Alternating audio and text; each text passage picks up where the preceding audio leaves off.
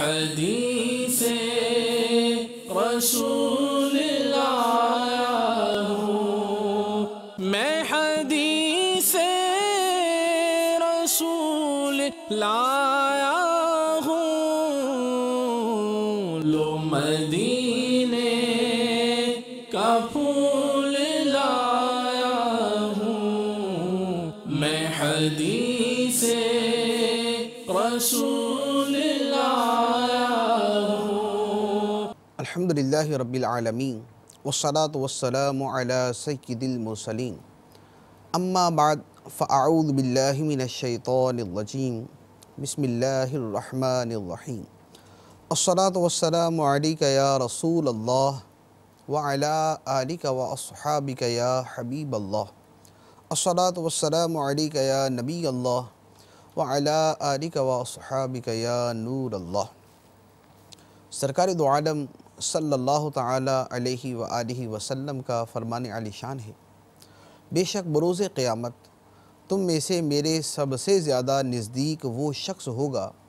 جس نے دنیا میں مجھ پر کثرت سے درود پڑھا ہوگا۔ صلو علی الحبیب صلی اللہ تعالی علی محمد صلی اللہ علیہ وسلم۔ فیضان ریاض الصالحین کے سلسلے میں حاضر ہیں اور ہمارا موضوع چل رہا تھا نیکیوں کے مختلف راستے، یعنی اللہ تعالیٰ کی بارگاہ تک رسائی حاصل کرنے کے بہت سے راستے ہیں اور نیکیوں کی بہت سی اقسام ہیں، جن میں کچھ کا بیان ہوا تھا اور کچھ کا بیان آج کے اس سلسلے میں ہوگا۔ نبی کریم صلی اللہ تعالیٰ علیہ وآلہ وسلم نے ارشاد فرمایا کہ تم کسی بھی نیکی کو حقیر نہ سمجھو، اگرچہ تمہارا اپنے بھائی کے ساتھ کشادہ پیشانی کے ساتھ ملنا ہی کیوں نہ ہو۔ دو باتیں اس حدیث مبارک میں ارشاد فرمائی گئی اور دونوں باتیں اپنی جگہ پر بڑی عظیم ہیں، دونوں کی اپنی اپنی جگہ پر نہایت اہمیت ہے۔ پہلی بات تو ایک اصولی بات ارشاد فرمائی کہ کسی بھی نیکی کو حقیر نہ سمجھو،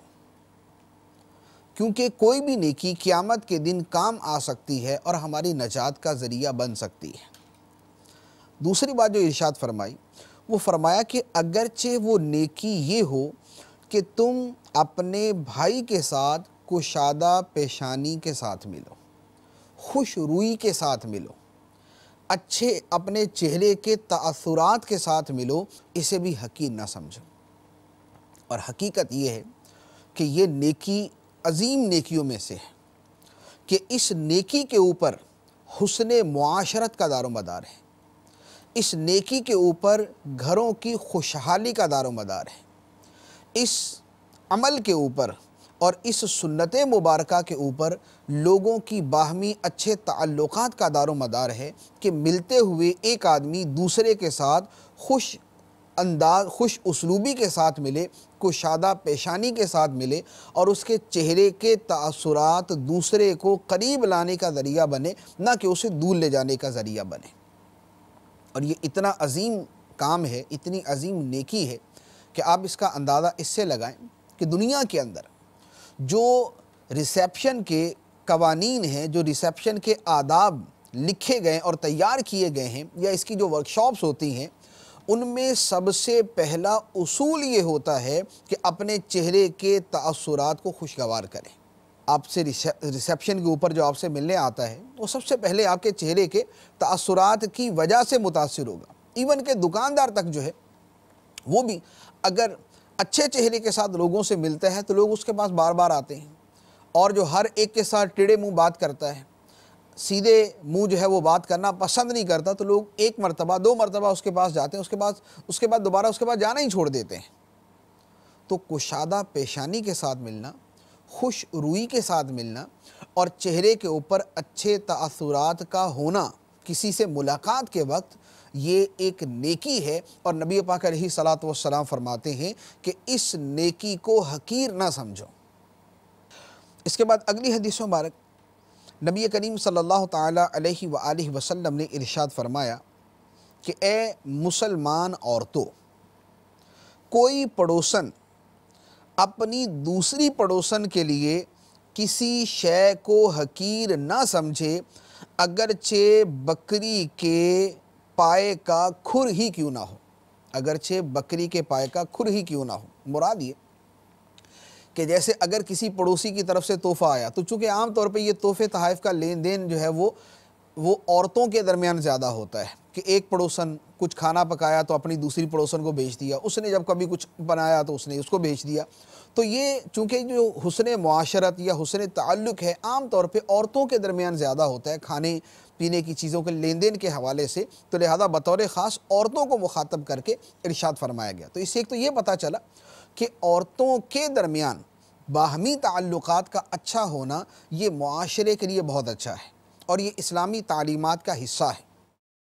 اور یہ نہ ہو کہ دو پڑوسی ایک دوسرے کے ساتھ برسوں زندگی گزار دیں لیکن دائیں والے کو بائیں کا پتہ نہ ہو اور بائیں والے کو دائیں کا پتہ نہ ہو۔ ایک دوسرے سے یوں کٹ کر رہنا اور بالکل اس سے قطع تعلقی کے انداز میں رہنا اور اس کے ساتھ کسی قسم کا تعلق نہ رکھنا اسلامی تعلیمات یہ نہیں۔ اسلامی تعلیمات کے اندر اپنے پڑوسیوں کے ساتھ حسن سلوک کرنا، اچھے انداز میں برتاؤ کرنا، تحفے تحائف کا لین دین کرنا اور گھر کی معمولی چیزوں کا آپس کے اندر لین دین جاری رکھنا، یہ تمام چیزیں اسلامی معاشرت کے اندر داخل ہیں۔ اور اسی طرح پھر پڑوسی کو تکلیف نہ پہنچانا، کوئی ایسا کام نہ کرنا جو اس کی ایذا کا باعث بنے، یہ تمام چیزیں بھی اسلامی اخلاقیات اور آداب کے اندر شامل ہیں۔ تو یہاں نبی پاک علیہ الصلوۃ والسلام نے ارشاد فرمایا کہ کوئی پڑوسن اپنی دوسری پڑوسن کے لیے کسی شے کو حقیر نہ سمجھے اگرچہ بکری کے پائے کا کھر ہی کیوں نہ ہو۔ یعنی اگر اپنے گھر کے اندر پکایا اور دوسرے کے گھر کے اندر بھیجنا ہے تو اگرچہ وہ پائے کا کھر ہی کیوں نہ بھیج دیا جائے کہ جس پہ تھوڑا سا گوشت ہوتا ہے، اس بھیجنے کو حقیر نہ سمجھے، اور اگر اس کی طرف سے آئے تو اس لینے کو حقیر نہ سمجھے کہ اس نے کیا بھیج دیا ہمارے گھر، یہ کو بھیجنے کی چیز۔ تو یہ ایک حسن معاشرت کا ایک اور اصول بیان کر دیا کہ اگر کوئی تحفہ دیتا ہے تو اس کے تحفے کو حقیر نہ سمجھا جائے۔ ضروری نہیں کہ دینے والا ہزاروں کے اندر یا سینکڑوں روپے کی شے ہی تحفے میں دے تو اسے تحفہ شمار کیا جائے۔ جب لوگ آپس کے اندر قریب رہتے ہیں اور جن کے ہاں بکثرت آنا جانا ہے یا جن کے ہاں لین دین بکثرت ہے تو وہاں پر چھوٹی موٹی چیزیں ہی آپس کے اندر دی جاتی ہیں۔ تو اب اس کے اندر اگرچہ وہ سالن کی ایک پیالی ہی کیوں نہ ہو، وہ ایک کٹوری ہی کیوں نہ ہو، وہ کوئی چھوٹی موٹی شے ہی کیوں نہ ہو، اسے حقیر نہ سمجھا جائے کہ یہ بھی باہمی الفت اور باہمی تعلق کا ذریعہ ہے اور اس کی ایک علامت ہے۔ تو سرکار دو عالم صلی اللہ علیہ وآلہ وسلم نے اسے حقیر سمجھنے سے منع فرمایا۔ اس کے بعد اگلی حدیث مبارک نیکی کا ایک اور انداز اور ایک اور راستہ حضرت ابو ہریرہ رضی اللہ تعالی عنہ سے روایت ہے، نبی کریم صلی اللہ علیہ وآلہ وسلم نے ارشاد فرمایا، من غدا الی المسجد او راحا اعد اللہ له فی الجنۃ نزلا کلما غدا او راحا، متفق علیہ۔ بخاری اور مسلم دونوں کی حدیث ہے۔ ارشاد فرمایا جو شخص صبح یا شام کو مسجد کی طرف جاتا ہے اللہ تعالی اس کے لیے جنت میں نعمتیں تیار فرماتا ہے جب کبھی بھی بندہ صبح یا شام مسجد کی طرف جائے۔ تو یہ نیکی کا اور جنت میں اللہ تعالیٰ کی مہمان نوازی حاصل کرنے کا ایک ذریعہ بتا دیا کہ آدمی صبح و شام مسجد کی طرف جائے۔ اس میں دو چیزیں جو ہے وہ سامنے آتی ہیں۔ ایک تو یہ ہے کہ مسجد کے ساتھ مسلمان کی وابستگی ہونی چاہیے، اس کا دل جو ہے وہ مسجد کے ساتھ محبت کرنے والا ہو اور مسجد میں اس کا آنا جانا لگا رہے۔ اور دوسرا یہ ہے کہ اس کے دل میں اللہ کی یاد اور اللہ کی محبت جو ہے وہ رچی بسی رہے، کیونکہ جو شخص مسجد میں جائے گا وہ خدا کی یاد کے لیے جائے گا، نماز کے لیے جائے گا۔ مین مقصد مسجد کے اندر جانے کا اللہ تعالیٰ کی یاد ہے اور نماز پڑھنا ہے۔ تو یوں صبح و شام بندہ خدا کی بندگی میں رہے، اس کی یاد میں رہے اور اللہ تعالیٰ کے ذکر میں رہے۔ تو جب بندہ صبح و شام مسجد کی طرف جاتا ہے تو اللہ تبارک و تعالیٰ اس کے لیے جنت کے اندر نعمتیں تیار فرماتا ہے۔ اور صبح و شام کی تخصیص اس لیے ہے کہ بطور خاص جس زمانے کے اعتبار سے جس زمانے میں یہ فرمایا گیا تو فجر کی نماز کے وقت بھی بے انتہا تاریکی تھی اور عشاء کی نماز کے وقت بھی تاریکی ہو جاتی تھی، کوئی گلیاں محلے آباد تو تھے نہیں کہ لوگ جو ہے وہ ساری ساری رات سڑکوں کے اوپر پھرتے رہے، لیکن ہمارے زمانے میں بھی بہت سارے علاقے ایسے ہیں کہ فجر کے اندر تو بہرحال اکثر و بیشتر علاقوں کے اندر ویرانی ہی ہوتی، اور عشاء کی نماز کے اندر بھی گاؤں دیہات ہیں یا بہت سارے شہر ایسے ہیں کہ عشاء کی نماز کے وقت بالکل سناٹا ہو جاتا ہے، اور اگر شہر بھی ہیں تو بہرحال نبی پاک صلی اللہ تعالیٰ علیہ وآلہ وسلم کا فرمان مبارک اور یہ جو بشارت ہے یہ سب کے لیے ہے کہ صبح و شام جو مسجد میں جانے کا معمول بناتا ہے، اللہ تعالیٰ اس کے لیے جنت کے اندر مہمان نوازی تیار فرماتا ہے۔ اگلی حدیث مبارک ابو ہریرہ رضی اللہ تعالیٰ عنہ سے روایت، نبی کریم صلی اللہ علیہ وآلہ وسلم نے ارشاد فرمایا، ایمان کی 70 سے زیادہ شاخیں ہیں اور ان میں سب سے فضیلت والی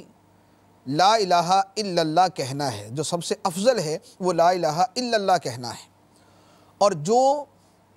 ان میں سب سے ادنا ہے وہ راستے سے تکلیف دہ شے کو ہٹا دینا ہے، اور حیا ایمان کا مرکزی شعبہ ہے، حیا ایمان کی مرکزی شاخ ہے۔ 3 چیزیں اس حدیث مبارک کے اندر بیان فرمائی گئی۔ پہلی بات تو فرمائی کہ ایمان کی 70 سے زیادہ شاخیں ہیں، ایمان کی 70 سے زیادہ شعبے ہیں۔ شاخیں اس اعتبار سے کہہ لیں کہ ایمان جو ہے وہ ایک بیج ہے، ایک درخت ہے، اور اس درخت کے اوپر مختلف شاخیں نکلتی ہیں جن کے اوپر حسن عمل کا پھل لگتا ہے، تو اس اعتبار سے فرمایا کہ ایمان کی 70 سے زیادہ شاخیں ہیں، اور جو ان میں سب سے افضل ہے، جو سب سے بہترین ہے، فرمایا وہ لا الہ الا اللہ کہنا ہے، اللہ تعالیٰ کی توحید کا اعلان کرنا، یہ سب سے افضل ہے کہ ایمانیات کی بنیاد اس کے اوپر ہے، تو ایمان کی بنیاد اس کے اوپر ہے، اور ایمان جو ہے وہ سب سے افضل عمل ہے۔ دوسری بات فرمائی کہ ان میں سب سے ادنا جو ہے، یہ 70 سے زیادہ جو ایمان کی شاخیں ہیں، ان میں جو سب سے کم تر ہے وہ فرمایا کہ راستے سے تکلیف دہ شے کو ہٹا دینا ہے۔ اب یہاں پر یہ اندازہ لگائیں کہ جب راستے سے ایک تکلیف دہ شے کا ہٹا دینا یہ ایمان کی شاخوں میں سب سے ادنا درجے کی شے ہے، تو اب دوسرے کو تکلیف پہنچانا یہ کس قدر زیادہ برا ہوگا۔ تو اب دوسرے کو باقاعدہ تکلیف سے بچانا کہ ہم سے تکلیف نہ پہنچے، اس کا مرتبہ اس سے بھی اوپر ہوگا، اور یہ پھر زندگی کے ہر شعبے کے اندر آئے گا۔ یہ اپنے گھر کے اندر بھی دوسروں کو تکلیف سے بچانا ہوگا، اپنے محلے کے اندر بھی دوسروں کو تکلیف سے بچانا ہوگا، جہاں پر کام کرتے ہیں وہاں پر بھی دوسروں کو اذیت سے بچانا ہوگا۔ اب یہ زندگی کے جملہ شعبوں کو، زندگی کے جملہ مراحل کو شامل ہو جائے گا۔ اور حیا کی فضیلت بیان فرمایا کہ حیا ایمان کا مرکزی شعبہ ہے۔ حیا کی ایمان کے اندر، ایمان کی شاخوں کے اندر ایک مرکزی اہمیت ہے، ایک اس کی بطور خاص حیثیت ہے، کیونکہ حیا کا تعلق بندے کے ہر عمل کے ساتھ ہو جاتا ہے،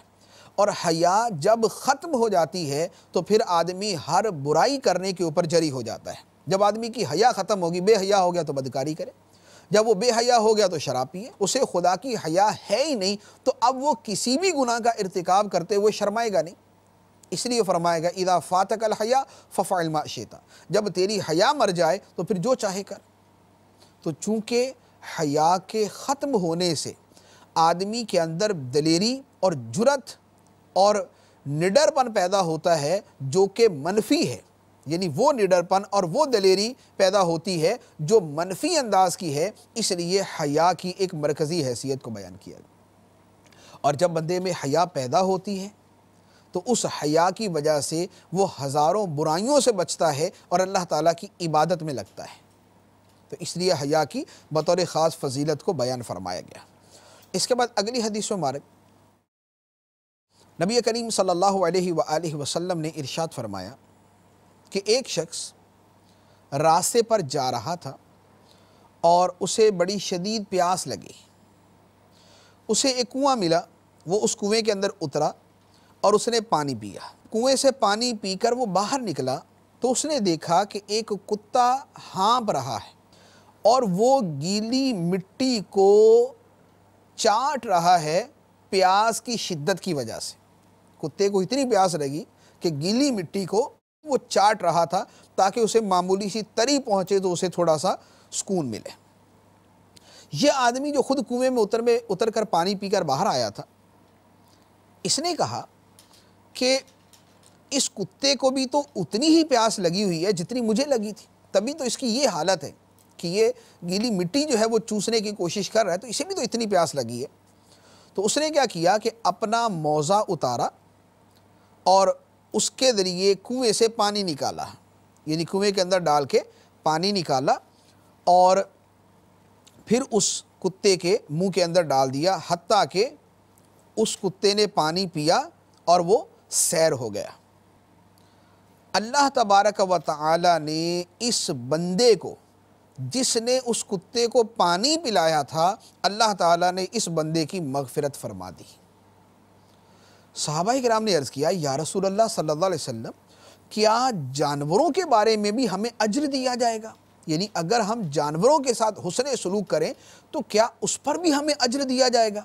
نبی پاک صلی اللہ تعالیٰ علیہ وآلہ وسلم نے ارشاد فرمایا کہ ہر جاندار شے میں اجر ہے، یعنی کسی بھی جاندار شے کے ساتھ تم حسن سلوک کرو گے، اللہ تعالیٰ تمہیں اس کے اوپر اجر عطا فرمائے گا۔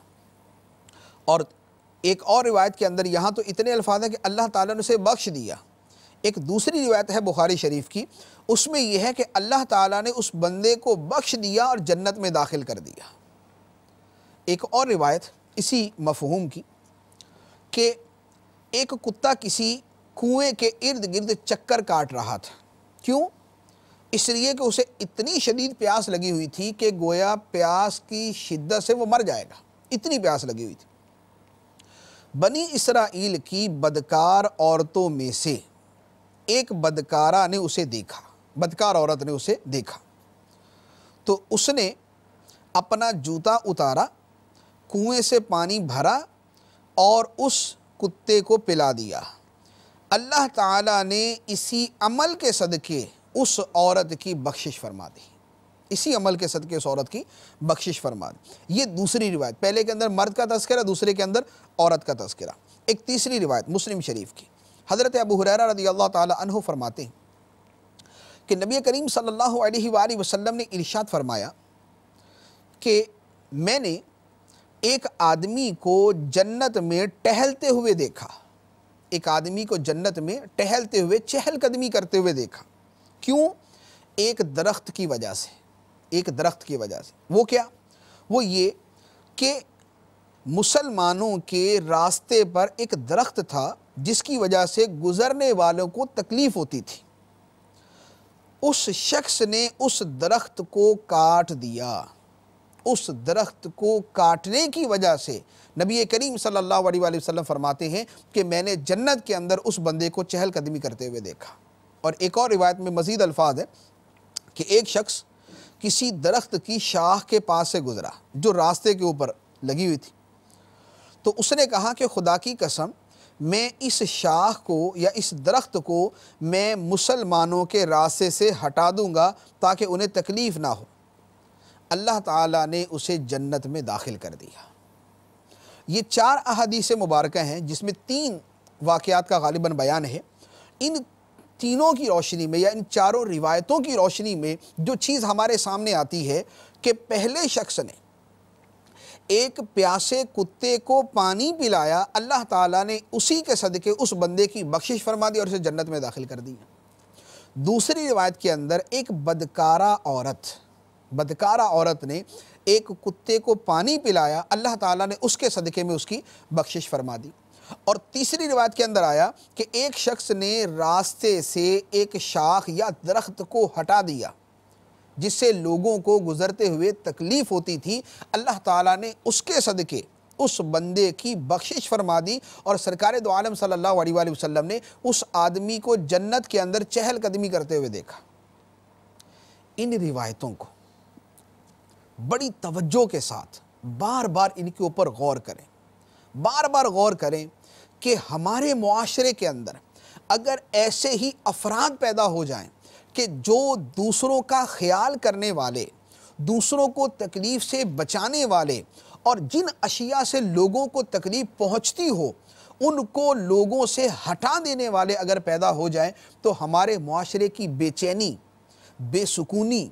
اضطراب، بے قراری، پریشانی، دکھ، تکلیف، آلام اور مصائب کا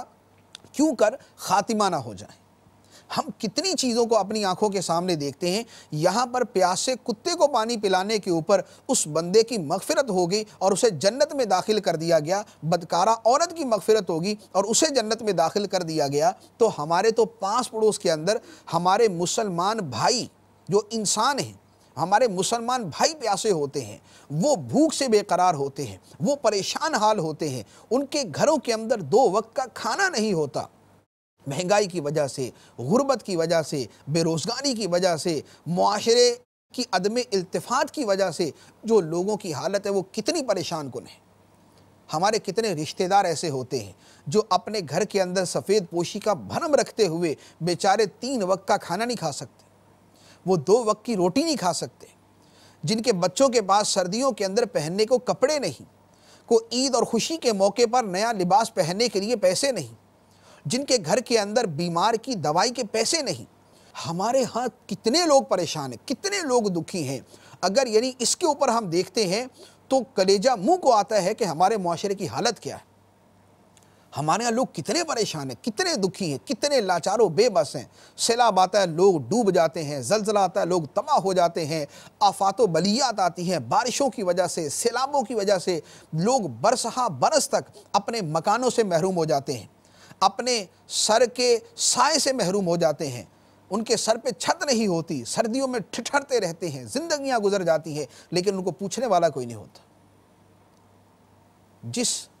دین کے ہم پیروکار ہیں، جس دین کو ہم ماننے والے ہیں، جو اسلام ہمارا دین ہے، ہمارا مذہب ہے، جس پر ہمارا ایمان ہے، وہ تو ہمیں یہ کہتا ہے کہ پیاسا کتا بھی ہے، اگر اسے بھی پانی پلایا جائے تو اللہ تعالیٰ اس کے صدقے کے اندر بھی بندے کی بخشش فرما دیتا ہے۔ اور ہم انسانوں کو دیکھتے ہیں، ہم مسلمانوں کو دیکھتے ہیں، ہم اپنے بہن بھائیوں کو دیکھتے ہیں، ہم اپنے رشتہ داروں کو دیکھتے ہیں، ہم انہیں پریشانیوں میں، تکلیفوں میں، مصیبتوں میں، امراض کے اندر مبتلا دیکھتے ہیں، لیکن ہمارے کان کے اوپر جوں نہیں رینگتی، ہمارے دل کے اندر درد نہیں پیدا ہوتا کہ ہم ان معاشرے کے پسے ہوئے اور بے بس لوگوں کی کسی طریقے سے مدد کر سکیں، بلکہ الٹا لوٹ مار کا اور چور بازاری کا اور چھیننے جھپٹنے کا اور چوری ڈکیتی کا اور ایک دوسرے کو مار کھانے کا جو ہے وہ ماحول بنا ہوا۔ اور یہ کرنے والے کون؟ مسلمان کہلانے والے، اسلام کے نام لیوا، یہی بھتہ لینے والے، یہی چوریاں کرنے والے، یہ ڈکیتیاں کرنے والے، یہ قتل و غارت گری کرنے والے، یہی مال کی خاطر جو ہے وہ بیٹا اپنی ماں کو قتل کرنے والا، بیٹا اپنے باپ کو قتل کرنے والا۔ جبکہ ہمارا دین ہمیں یہ سکھاتا ہے کہ اگر راستے کے اندر ایک شاخ بھی تکلیف دیتی ہے لوگوں کو تو اس شاخ کو ہٹا دیا جائے، لیکن ہم تو شاخ رکھنے والے بن جاتے ہیں، ہٹانے والے نہیں بنتے۔ ہم راستے کے اوپر روڑے رکھ کے آنے جانے والے کو پریشان کرنے والے تو بن جاتے ہیں، ہم راستے سے پتھر ہٹانے والے نہیں بنتے۔ ہمارے بچے گلیوں کے اندر کرکٹ کھیلنے، روڑوں کے اوپر کرکٹ کھیلنے، کیا ہے وہ گئے کھیلتے ہوئے، اول تو کھیلتے ہوئے لوگوں کو پریشان کرتے، کھیل کے بعد چلے جاتے ہیں وہیں روڈ کے اوپر پتھر پڑے ہوئے۔ جس کا دل کیا شادی بارات جو ہے وہ مین روڈ کے اوپر سجائی، اس کے بعد وہاں پر جو کھڈے ہوئے، جو گڑھے پڑے، جو وہاں پر چیزیں پڑی ہوئی ہیں، جو وہاں پر کوئلہ جلا ہوا، جو وہاں پر چیزیں پڑی ہیں، جو وہاں پر ہڈیاں بکھری ہوئی۔ ہمیں تو ہمارا دین ان چیزوں کو ختم کرنے کا کہتا ہے، نہ کہ ان چیزوں کو پھیلانے کا۔ تو ہمارا عمل جو ہے وہ حقیقت یہ ہے کہ عمل مسلمانوں والا نہیں، ہمارا عمل وہ نہیں ہے جو اسلام ہمیں تعلیم دیتا ہے۔ ہماری سڑکوں کے اوپر جو ہے جن کی ذمہ داری ہے، یہ تو ان کی بات ہے کہ اس کی ذمہ داری نہیں تھی کہ وہ راستے سے جو ہے وہ اس شے کو ہٹائے، جن کی ذمہ داری ہے وہ ایسے بے حس ہو چکے ہیں اور ان کے دماغوں کے اندر اس طرح کی سوچ نہیں پیدا ہوتی کہ کیا چیز لوگوں کو پریشان کر رہے۔ آخر سڑکوں کے اوپر جو کھڈے ہیں، گڑھے پڑے ہوئے، ان کو صحیح کرنے کی کسی کی تو ذمہ داری ہے، کوئی تو محکمہ ہے اس کا، کوئی تو محکمہ ہے جس نے یہ صحیح کرنا۔ لیکن مین روڈ کے اوپر ہمارے ہاں گٹروں کے ڈھکن کھلے ہوئے،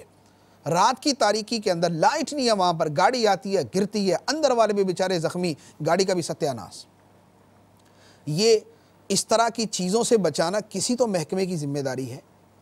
روڈوں کے اوپر درخت لگے ہوئے، وہ درخت بڑھتے بڑھتے اس کی شاخیں اتنی لٹک چکی ہیں کہ موٹر سائیکل والا گزرے تو اس کے سر سے ٹکرائے، کار والا گزرے تو اس کا شیشہ نقصان میں آئے،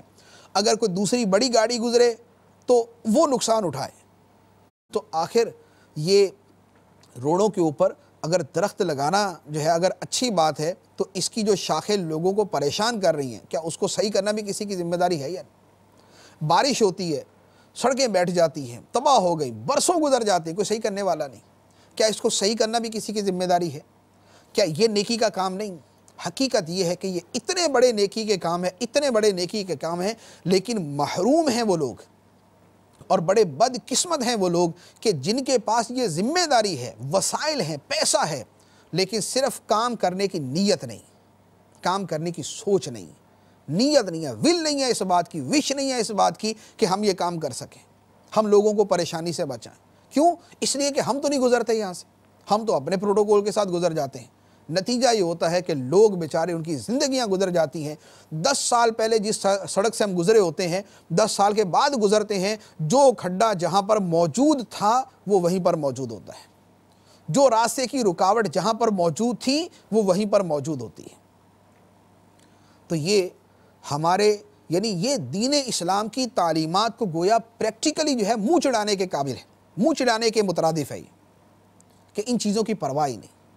تو ہمارا دین جو ہے وہ ان چیزوں کے اوپر فوکس کرنے کا کہتا ہے کہ ہم اپنی ذمہ داری بھی پوری کریں جو ہمارے اوپر قانوناً یا شرعاً لازم ہے، اور جو اخلاقی طور پہ ہماری ذمہ داری ہے ہم اس کو بھی پورا کریں۔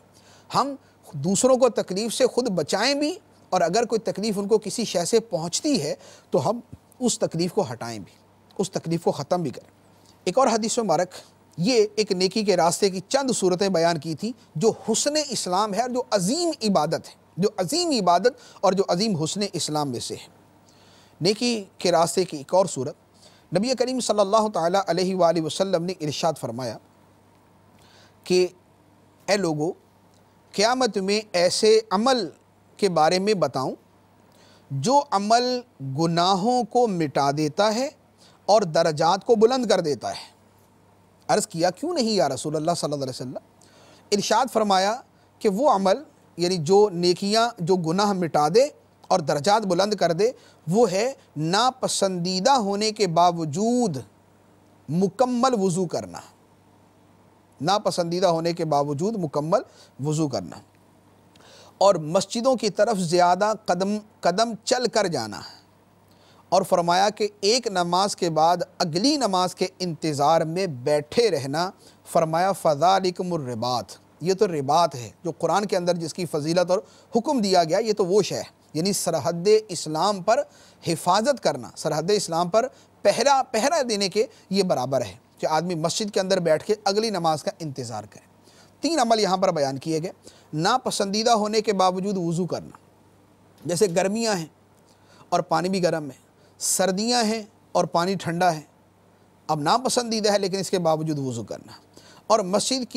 اگرچہ گھر سے دور ہے، بہت سارے قدم چل کے جانا پڑتا ہے، لیکن اس کے باوجود قدم اٹھا کر مسجد کی طرف جانا، یہ گناہ مٹا دیتا ہے، درجات کو بلند کر دیتا ہے۔ اور ایک نماز پڑھی اگلی نماز کے انتظار میں بیٹھ کے،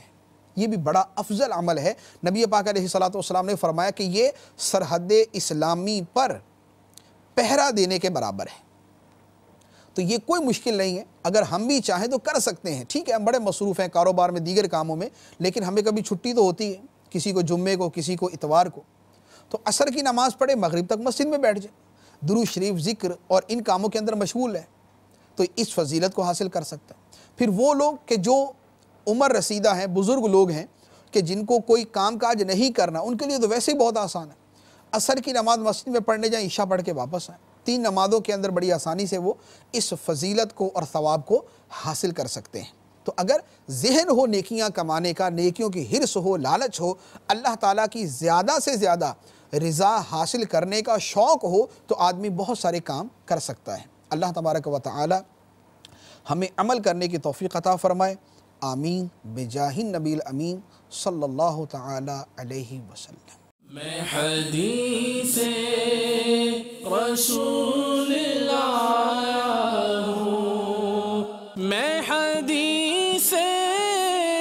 رسول لایا ہوں، لو مدینے کا پھول لایا ہوں، میں حدیث